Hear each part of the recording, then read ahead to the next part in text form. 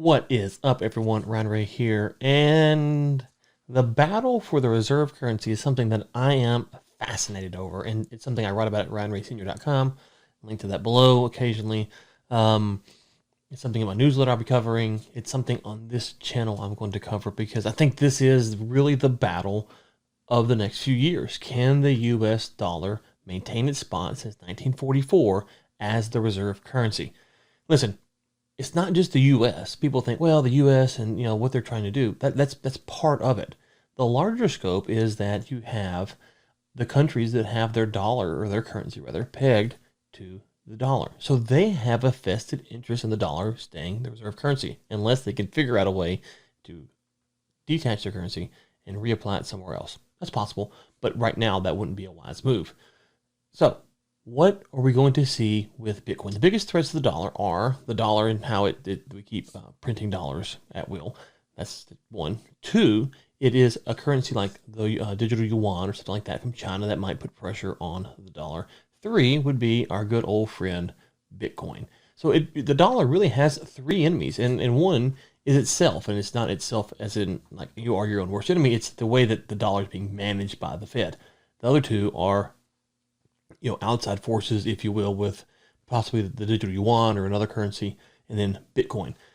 You can't control really what happens with those. Those are kind of its own animal, and we'll see how those things progress. But the controller of the dollar will do everything in its power to maintain its status. And here is what I'm talking about. Ray Dalio says that he believes, let's see where it is. Here, let's just read the quote. Every country treasures its monopoly on controlling the supply and demand. They don't want other monies to be operating or competing. I cannot read because things can get out of control. So I think it is very likely that you will have it under certain set of circumstances outlawed the way that gold was outlawed. He told this to Yahoo News. This would be the least surprising thing to happen for me. I have Bitcoin, and by the way, if you want Bitcoin and you think it's somewhere to go, BlockFi. That's where I'm promoting. Go there, support below. We'll do a video on BlockFi. But anyways, go check it out. Also, if you like stocks, Webull, 2 free stocks below. Reserve currency. The dollar. The government that controls the dollar will do everything in its power. You're seeing right now India is talking about outlawing it. And that's the buy, sell, hold, trade, look at, not really.